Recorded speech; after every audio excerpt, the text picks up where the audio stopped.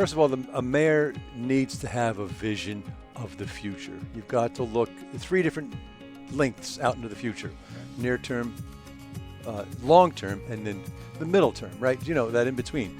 And you have to be able to articulate that vision in a clear way that people can understand what it is. From Tyler Technologies, it's the Tyler Tech Podcast, where we talk about issues facing communities today and highlight people, places, and technology making a difference. My name is Jeff Harrell. I'm the Director of Content Marketing here at Tyler, and I appreciate you joining me.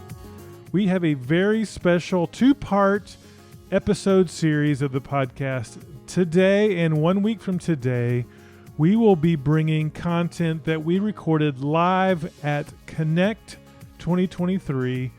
Tyler Connect is our big user conference that we have each year where leaders and technology leaders from across government come to a location, in this case, San Antonio, Texas, to network and learn new things and see new features and talk about technology, talk about cloud, talk about connected communities. It's a great event. And this year we were able to podcast live. So I've got 8 total guests. We'll have 4 this week and 4 next week. And you're really going to enjoy this content. First up, we have Greg Overtoom. Greg is the Assistant Director of Enterprise Application for the city of Bloomington, Indiana. You're going to enjoy this conversation. Here is my conversation with Greg Overtoom live from Connect.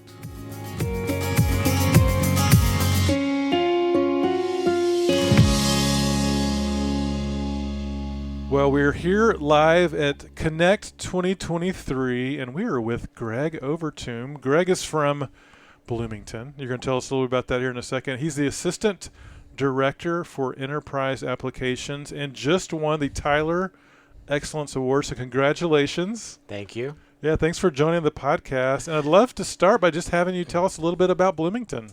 Yeah, so Bloomington is a little college town in south central Indiana. It's known as the home of Indiana University. It's which takes up a huge part of the city, and it adds some interesting challenges because we go from a population of about 45,000 to 85,000 when school is in session. Oh, yeah. So we have to be able to tailor all of our services to handle that influx of people coming in and leaving. We're also, and this isn't happening yet, but next year for the eclipse, we're going to be like dead center. So they're expecting another 80 to 100,000 people to show up. You're for kidding. That week. No.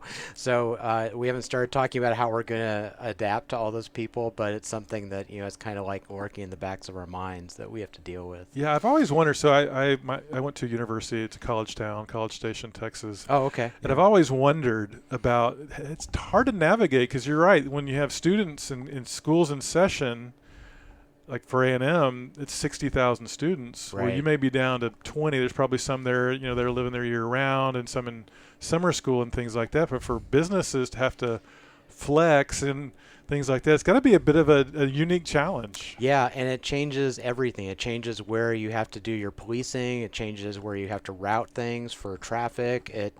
Everything changes as the school year comes in and out, so it's very interesting. Yeah. And we are right in the middle of a rural part of the state, so we're surrounded by farmland for the most part, and if it weren't for the city being there, it would probably be just like any rural community, but we have this university there that brings in the arts and other things and really changes the makeup of things. So when school is out, you're not really pulling from other neighboring towns because there's probably not a lot of big towns around you, or is that the case? No, we're kind of like the big city in the area, unless someone wants to drive an hour to Indianapolis. So got it. It's a nice sized town because we have a lot of the major amenities because of the large student population. But also in the summer, it's easy to get around. You can get across town in 10, 15 minutes without any problem most days, and it's just a nice place to be. I love it. Well, tell us a little bit about your project that won you the Tyler Excellence Award. Talk to us about that. Sure. We're big on transparency. Our mayor, when he was elected 8 years ago, one of his mandates was that everything that can be published should be published, and we should be transparent to the public. So we had a data portal built on the CCAN open source platform, and we had been using that for quite a while. And then COVID hit, and we all had to go home, and we wanted to do a COVID dashboard, and also wanted to do a dashboard for showing how the city was addressing climate change and reducing energy use and things like that. And we found the CCAN data portal didn't really work for us because it couldn't do live streaming of a lot of the data sources we wanted. So we started looking around, and we'd already set up the open finance portal on our New World system for our financial transparency, and people like that. And so we thought, well, we should look at what else Tyler has. And at the time it was called Socrata. It's now Data and Insights. And Right. we looked at that and went, oh, look at all this streaming, all these connectors that we can use. And so we started implementing it side by side with CCAN. And so we had both portals running side by side. And then in 2021, the director came to me, and I had actually 2022, I started in late 2021, and said, why do we still have two data portals? And I was like, oh, I didn't know that was really a problem. I thought everyone knew we had two data portals and it was fine. He's like, well, we should probably consolidate. And so we started looking at how to do that. And it was it was a challenge because with the CCAN portal, we had like no standards really or governance. It was just kind of like, you got a data set or a file or report, you just post out there on CCAN and you've met your requirement. With Data and Insights, it's a little bit more structured. It's more for data rather than just files and things like that. And so we had to kind of go back and look at what was in CCAN and figure out, okay, how do we make this a viable Data and Insights data set? Because some of them were just PDFs. It was a one-time report somebody generated. Right. Did we want to keep that as that one-time report, or was there an underlying data source that could be fed into Data and Insights that would show that same data for that period of time as that report? Got it. So we had, I think in our analysis, we had a couple hundred data sets in CCAN. Half of those were GIS data sets, which had their own little nuances we had to deal with. And so we just said, all right, let's make this a project and go through these data set by data set and figure out what to do with them to migrate, and then set a date, shut off the CCAN portal, and go fully with the Data and Insights. So yeah, that's where we ended up. We're not quite complete. We still have like 39 troublesome data sets that we're still trying to get people to talk to us about and figure out what to do with, Yeah. but we're really close at this point. And I'm curious, what benefits are you now seeing now that you've consolidated down to one? I know you said you've got a few still left to conquer there, the 39, but Yeah. what benefits are you seeing now? Well, a couple things. The first is that we can stream data in from our major data system. So before we had people like in Public Works pulling data out of their system, creating a report and uploading it, and they don't have to do that anymore. We made that a live data stream. So it's reduced, and we had another data set that was actually 9 data sets. And once we evaluated it, we were like, this is all the same data, just cut 9 different ways. So we made one data stream, and then we created visualizations that showed the 9 different ways. And so now it's all automated. It's refreshed every night, and it's live, up-to-date data. There's no question about where it comes from or about how current it is. And so that's been huge. So we've had several departments who have just lost hours of tedious work that they used to have to do to create these reports. In GIS, we also had a kind of split system where we had data sets posted to the website and to CCAN of the same information, but sometimes different versions of it. And so we're like, well, we can fix that because Data Insights has an ArcGIS connector. So now we connect live to the data set, so it's always up to date, and people can view it in a tabular format, or they can pull down the shapefile and they can view it in their GIS software, which was a capability we didn't have. So in GIS, we were doing a lot of custom request fulfillment where people would call us, say, I need a map, I need a data set, and now we just basically point them to Data and Insights and say, here you go. Let us know if you have any questions or can help out. Yeah, and I'm glad you said it, because my follow-up question was going to be, what the benefits citizens have seen from this project? Tell us a little bit about that. Yeah, so it's made it much easier for people to find information, because now they don't have to sort through 6 different versions to find it. There's one version of the truth. The other thing that's given them is visualization tools. So one of the other problems we had with CCAN was it was all kind of static data. or you really had to know what you were doing to manipulate the data once you got out. But Data and Insights has built-in visualization capabilities, so people can build their own right in the system. And we let citizens establish their own accounts. They can go in and create their own visualizations. They can even like submit them to us and say, hey, I'd like you to publish this. And if we feel it's good quality and represents the data, we will work with them to publish it. We also have a project with Indiana University. They have a data analysis and visualization class, and we work with them to provide them data. And we've been doing this for years. And with CCAN, they basically download the data sets, mocked it up in like a visualization tool like Tableau or Power BI, and then would submit some kind of static visualization back to us at the end of the semester.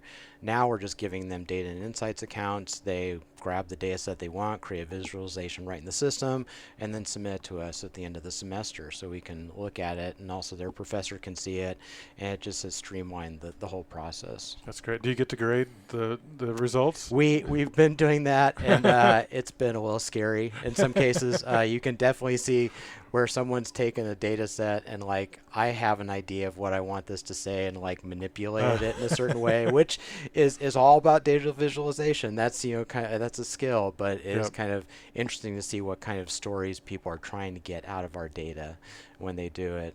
We had one really interesting one where someone submitted potholes, and so they and like any city that has winter, we have pothole problems. But the way they visualized it, they made the symbols so big it blotted out the whole city. It looked like there was just this big bumpy cloud. One pothole. It was one huge pothole. And so that was a really good learning experience, because we could go back and say, you know, if you did this with a heat map so that it shows like concentrations, and as you zoom in, it goes into discrete locations, it would be more effective.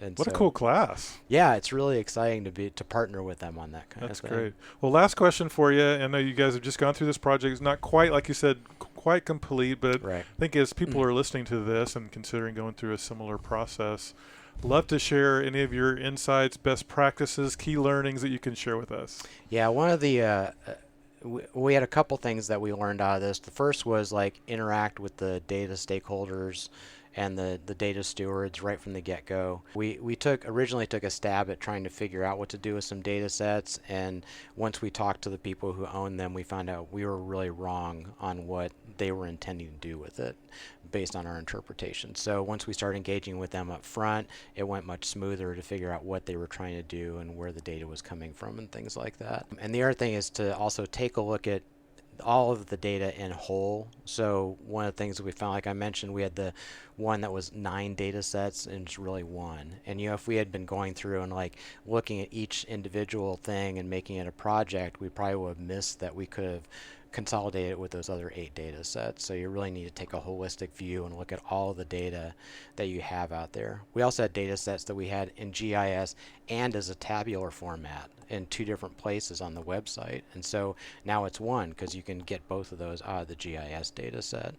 But if we had segregated it and said, okay, GIS, you do your thing, everyone else do your thing, we still would have had 2 data sets that we would have had to keep in sync. Yeah, good stuff. Good learnings and good information. And congratulations again. Thank you for winning the TEA award, and thanks for joining the Tyler Tech podcast here at Connect. Sure, this was great. Thank you. Yeah, enjoy the rest of your conference, and thanks again for joining us.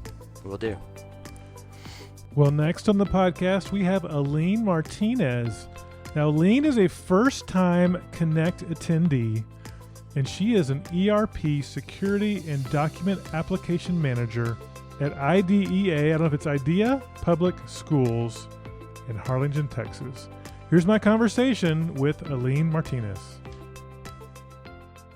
Well, we are live here at Connect 2023 with Aline Martinez. Yes. Welcome to the podcast. Thank you. Well, tell us a little bit about you, where you're from, and how your Connect experience has been so far. So this is the first time I come to Connect, and it's been refreshing because I was supposed to go to the Tyler Connect for when they had it, it was supposed to happen in Disney during COVID, and that was canceled. Yeah, so it was canceled. I was pretty sad about that. But yeah, I work at IDEA Public Schools. It's here out of Texas. It's a charter school that we have schools all over the the state in Texas, and also we have a couple of campuses in Louisiana, Florida, and Cincinnati. Yeah. I work as ERP document and security manager, and I've been using Munis or ERP. Yeah. Now it changed the name, right? Enterprise ERP. Yeah, Enterprise ERP. Good for you using the right terminology. Yeah, I've been kind of like catching up with the name when I've been joining the meetings. But yeah, I've been using ERP for 4 years. Okay. Yeah, and I've been an administrator for 3. So tell me, you've never been to Connect before. I don't know what expectations you had. What are some of the things you're like, oh, that's different than I thought, or bigger than I thought, or what are some of your learnings? So it feels like I had seen some of like the Apple conventions, like when they announced the new the new products they have. Yesterday at the morning session, it felt like that. Like with the music and bringing out all the chiefs and like the presenter and everything. So it felt very like pumping us up, to get ready for everything. But the sessions are very informative. I'm pretty familiar with the system. Some of the things it was like kind of like a repeat. I do read a lot of the information on the Tyler site, but it's been refreshing, like to get to know some of the people, like network with others, and ask questions to some of the experts. So that's great. Yeah. And we're about midway through day 2. What has been your most favorite part so far? I think the networking, because I work from home. Okay. Since COVID happened, so you get to see people. I get to see people. Yes, yeah. I work from home every day, and I only interact with my cats, and in the mornings and the afternoons with my family. But during the day, the 8 hours, I'm just at home on my computer. Right. So getting to see people, engage with people, meet new people. Yes, new people, and my team is here as well. So just get to hang out with them. That's great. So we've got the big event tonight, and a few things. What are you looking forward to for the next day and a half or so? Well, I have 2 sessions that I'm really looking forward to, and then the event at night. I really don't know what to expect on those. I don't know. I don't really know what happens. Okay.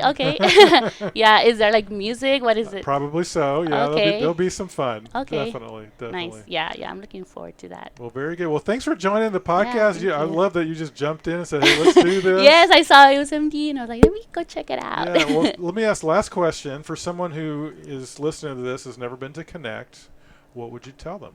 It's a big group of people, that were here together, just learning the new features of the applications. There's a lot of applications. The one in particular that we use at my organization, ERP. Munis? No, ERP. Enterprise ERP. Enterprise ERP. I know, it's kind of redundant. So just learning about the new features, asking the experts questions that you may have gathered, in prep on, because you're coming here, and obviously the networking. Yeah. Fantastic. Yeah. Well, Aline, thanks for joining the show. Thank you. Great to meet you, and enjoy the rest of the show. Yeah, thank you. Well, it's fun to hear from a first-time Connect attendee. And next up, we have Sara Worley. Sara is one of our Tyler Excellence Award winners. She is the Economic Development Director for Goochland County, Virginia. You're going to enjoy this conversation. Here is Sara Worley. Well, we are live here at Tyler Connect 2023, and we have Sara Worley with us. Sara, welcome to the podcast. Thank you. Thank you for having me. And congratulations on your Tyler Excellence Award, first of all. Thank you. Very excited about that. Yeah, congratulations. And you are the Economic Development Director for Goochland County. I'd love for you to tell us a little bit about your community. Sure. Goochland County is located just west of Richmond metro area in Virginia. We are roughly about 25,000 citizens in Goochland County. We are a rural county, but we are seeing tremendous amount of growth coming from the Richmond region. Great location and a great place to live and work. Awesome. And you guys won, like I mentioned, you won a TEA award. Tell us a little bit about that project. What was that project? I believe you were the project manager on it. So give us a little bit of the details about that. Yeah, so I was the project manager for the EPNL implementation. for Goochland County. And so what that was basically a community development software upgrade. We were using an extremely antiquated system that did not have any online access. There was no credit card availability. There was no transparency for citizens or for contractors. And so we really saw the need to upgrade and to move kind of into the modern era with our permitting system. And tell us a little bit, you mentioned some of the reasons why you did it, but tell us, what was life like before this project, and then kind of contrast that a little bit to what it's like now that you've gone through the implementation. I guess previously, before, just to give you some examples, like for inspections, contractors would have to call in and leave a voicemail on a inspection line. Our staff would have to download that voicemail, manually write it out on an inspection, enter it into the system, print out a copy paper, give it to our inspectors. They would go out the next day, do the inspection, leave a copy paper, bring it back, have to enter it back into the system. Whereas now, everything is online, and so contractors can set up their own portal, password, can log in, can apply online, pay online, see their permit status, request inspections. Our staff basically does a review of the inspection, make sure it can be on the schedule for the next day. Inspectors have iPads. They go out. They do the inspection. The contractor gets the inspection immediately. And then there's no paper that has to be printed and no kind of input that has to go back into the system. So it's really been a huge time savings and improvement. And that's just one example of some of the efficiencies with using EP&L. And I'm curious, I'm sure for the county it's been a huge time saver. You mentioned a lot of the reasons why. For the contractors, for the citizens using the solution, what are the benefits have been for them as well? I would say probably the biggest benefit is the transparency into the permitting process, whereas before everything was done on paper and it just kind of went into the black hole, if you will, of the community development department. But now they can actually create a password and log on to the system and be able to track their permit as it goes through the process. So they can see who's doing their reviews and what their comments are in real time when their permit's issued. And it's been super helpful for them just to have that view into the permitting system. So saving time, transparency, a lot of great benefits. And I'm curious, since you were project manager, now that you're on the other side of this implementation, if you wouldn't mind sharing with our listeners, what are some of the key learnings that you had as you went through this process, and maybe some best practices that you can share? We spent a lot of time testing the system to make sure that the workflows were correct, that our inspections were set up correctly, how we wanted them. And we basically tested every aspect of it. We also held 5 contractor training sessions before we went live. So we were able to train contractors on how to get their online access, and once they did that, how they will be able to see and apply for permits online. So when we actually went live, we had a very seamless transition, and we were able to have over 200 contractors signed up in the first 2 weeks. I think now we have over 500 signed up. We have over 50% of permits being applied online now since November of 2022. That's great. Yeah, thank you for sharing that with us. And again, congratulations on your award. And I'm curious, is this how many connects have you been to? Is this your first one? This is my first connect. I would love your reaction. This is day 2. This is a Tuesday when we're recording this. A little bit of your reaction to the conference. I have had so much fun, and I've learned so much, and I made some great connections already. So I can't wait to attend next year. That's great. Well, Sara, again, congratulations on your Excellence Award and for just a great job on this implementation. And thanks so much for joining the Tyler Tech Podcast. Thank you for having me. Well, such good insights there from Sara. And next on the part 1 live at Connect, for the first time, we have a mayor on the Tyler Tech Podcast. This is Mayor Mike Stanzilis. He is mayor of Mount Arlington, New Jersey. You're really going to enjoy this conversation with Mike Stanzilis. Well, we are here live at Tyler Connect 2023, and I'm very excited because we've never had a mayor on the podcast. And with us today is Mike Stanzilis. Mike, you are the mayor of Mount Arlington, New Jersey. Welcome to the podcast. It's a pleasure to be here, Jeff. Yeah, very excited. Tell us a little bit about your community. So we are a small community of about 6,000 people in Morris County, New Jersey, northwest New Jersey, and we are on New Jersey's largest lake. Cool. It's called Lake Hopatcong. It's about 13 miles long, 46 miles of coastline, very active boating community, lots of restaurants, marinas. It's really just a great community. We're surrounded by woods, yet we have a good amount of density. I mean, we've got pretty much a lot of everything, so it's just a wonderful place to live. I love it. And Yeah. I think most of us probably go, okay, how far is it from the city? How far are you from that general area, New York area? The city, meaning New York City. That's my bias, probably. We are, depending on traffic, of course, I can make it to the George Washington Bridge in about 48 minutes because wow. I've done it many times.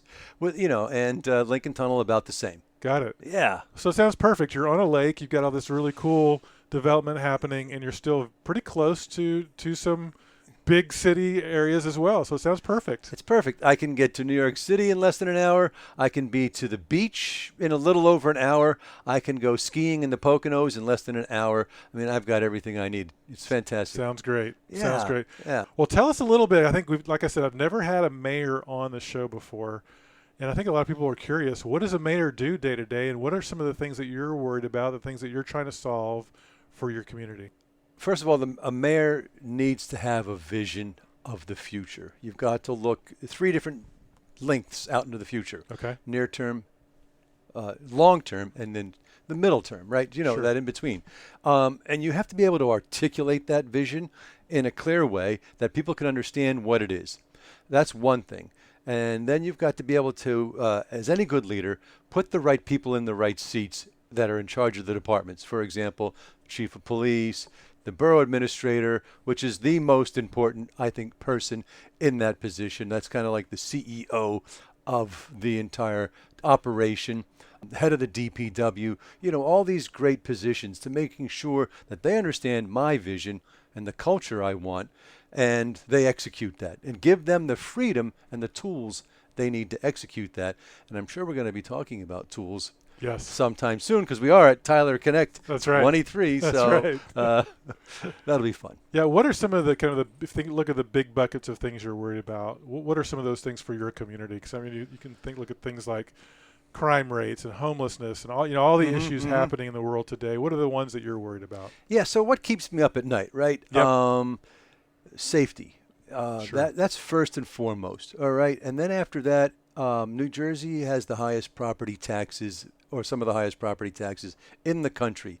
And I take that very personal. So let's talk about safety first. So our police department, it's important that they have a culture of community service and safety. They know your kids' names in a good way, right? Right. And I want them to understand that, right? So, when you see our police officers, they're going to be respectful. They're going to look great, because I think that's the tip of the iceberg. If you see a cop that looks like a slob, the rest of the department or the rest of the way that officer behaves is going to follow suit. Right. So, our police officers are very much community oriented, and it all stems, like I said before, from leadership. I've been very blessed, and I'm now on my 8th year as mayor. Wow. To have had 3 chiefs work in that period of time. And they've been one after another, have just been outstanding. And how do we do that? We develop a strong bench. So the chief we have now is brand new. He's just, he's been on the job for about a month, but he was the lieutenant before that and the sergeant before that. He started as a patrolman with us. And the same thing with the other chiefs. The chief, when I became mayor, grew up from kindergarten in our town to become the chief of police. So, those types of stories are what small town America is all about. I love it. Yeah. I love it. And we're like you said, we're here at Tyler Connect. We're talking a lot about technology. How are you thinking about technology when you're trying to solve some of the problems that you're solving there in your community? Jeff, you know, loaded question, perhaps. Oh man, you know, listen, and I'm talking about myself also. You know, I try really hard not to be a dinosaur. Okay, governments are part dinosaurs. Sure. I mean, and there's a reason why that is to a certain extent, right? Every 4 years, administrations can change, right? And if governments are too darn nimble, you're not going to get anything done because every new administration is going to change everything. Right, and it's pivot just the different direction. constantly pivoting. So Yeah. there's a reason for that, right? Sure. That they don't change too much. But on the other hand, there's entrenched bureaucracies. You know, every bureaucracy knows, keep your head down. Every 4 years, there's going to be a new administration. Don't do anything. Nothing gets done. So having said that, it's my quest, and I'm here at Tyler to learn and learn about what technologies are out there that can help government, right? And at the end of the day, and I talked to you earlier, you asked me what other questions that I'm concerned about, and that's the high taxes, right? Yep. We can leverage the efficiencies that the private sector has created, like Tyler, to help us save our taxpayers time and money, right? And that's a big thing, especially the taxpayers' money, right? There's so much wasted effort in inefficiencies in government that we don't really capitalize on the private sector. And you know, and why is that? Because we're not experts in it, right? So we need to bring in the experts, and we have these bureaucracies that I think sometimes we protect our turfs. And also, you know, we hear those words that we hate to hear. We've always done it that way. That's right. Oh. Cringeworthy words from you, I'm sure. Cringeworthy, sure. When you hear them. And for you too, I'm sure. Absolutely. For Tyler. Yeah. So I'm curious because you mentioned every 4 years there could be a change in leadership, and so people are like keeping their heads down. Do some administrations even think about 3-year windows of, hey, can we get this done in 3 years? Because we know that 4th year people are probably like, okay, something new's about to happen. Do you think that way at all, or are you just going, hey, I'm going to do the right thing regardless of how long it takes? Well, so me personally, and I'm going to go on the record. You're recording this, right? I am recording this. I don't care if I get reelected. Okay. Okay, and I've been reelected 3 times. So I do the right thing. And I've lowered taxes quite a bit in that period of time. Changing technology isn't the easiest thing to do. And I have to admit, we've done some technological upgrades. It isn't the private sector speed. There's no way that government can move at the speed of the private sector. But I'm trying to bring in what we can at the speed, closer to the speed of the private sector. One of the things that I'm learning, and my administration is learning, is to bring in outside experts to guide us and teach us. Because, you know, we're not experts. We're experts at tax rates and at code enforcement and Sure. and things of that nature. We're not experts at artificial intelligence and all these other great things that you guys do. So, Love it. yeah. I'm curious. This was brought up a couple of times in the opening session here at Connect. We don't like to talk about it because we're past it, hopefully a little bit, the pandemic. What was the impact for you? And you obviously were mayor through the pandemic. Mm-hmm. What was the impact to your community? Did it help you kind of propel forward in terms of adopting virtual technology because you kind of had to? What were the impacts for your community during the pandemic? Yeah, it definitely helped us propel forward in adopting technology in a lot of areas. I would say the biggest, by far, area was the court. Yep. So we now have a virtual court, and we only have live court for crimes of magnitude, right? If somebody requests a live trial or it's a certain crime of magnitude, we have live court. Otherwise, you know, tickets and certain things, it's all virtual. It's incredible. We're saving money on police overtime. The judge loves it. You know, our court staff is coming in, of course, but everything else is virtual. It's working out really well. So that's been an incredible efficiency, and we're able to save some money in that aspect as well. And I'm curious what the impact of that. It's a great example. Virtual court has really been, I think, one of the things that's been if there's been any fruit of the pandemic, that was one, because we were working on a virtual court solution, but that got accelerated because we kind of needed it to. I'm curious what the impact has been for your citizens. So for those that maybe had to get a sitter, take time off of work, go into court, have you seen some of the benefits for your citizens as well? From the pandemic, From virtual court as an example. You know, it's a funny thing. In our town, most of the people that appear in our court are people not from our town. Oh, interesting. Yeah. So, you know, we have a couple of major highways that pass through town, and I don't see the common citizen going into court. So I'm, you know, I'm not too concerned. That makes sense. Not too concerned about that. Yeah. You know, and if you deserve to be in court, you know, I'm not too worried about the other aspect of it. So, yeah. Well, this is your first Tyler Connect? Yes, sir. Love to know, you know, your thoughts, your feedback, what you've learned, what you've experienced, any insights from you would be great. Yeah, you know, I was really energized by the opening session and the, you know, just this sort of talks about the future. I would look to Tyler to lead government, okay? Not lead government in policy, but lead government in a paradigm shift, right? Because we need your guidance to change, right? But it's got to be a gentle touch, because you can't come in and say, you guys are a bunch of old dinosaurs protecting your turfs. That's what we're doing, right? Whether we know it or not. Right. We need you to have that you got to speak the language that government understands, understand the culture, and be able to come in and say it in a loving, gentle way, but make the recommendation I would give to any business development person at Tyler was make the government be the hero with your solution or anybody's solution, no matter who it is, you know, whether you're business partners, your strategic partners.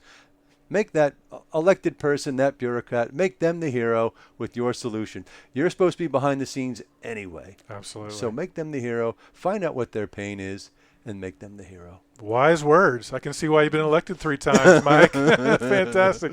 Well, thanks so much for joining us. Any other parting words before we close this interview? It's been a pleasure to be here, Jeff, and I I look forward to next year. Yeah, well, Mike, Absolutely. Thanks so much for joining us and joining the Tyler Tech podcast. It's been great meeting you. Pleasure's all mine, sir. Well, I hope you enjoyed hearing directly from some of Tyler Technologies' clients, first-time Connect attendees, and a mayor for the first time on the Tyler Tech podcast. This is part 1 of a 2-part series, so coming up next week, we will have 4 more guests. You'll get to hear some really good insights from some additional TEA winners and more, so make sure you tune in and join us next week. Well, again, my name is Jeff Harrell. I'm the Director of Content Marketing here at Tyler. We'll talk to you soon.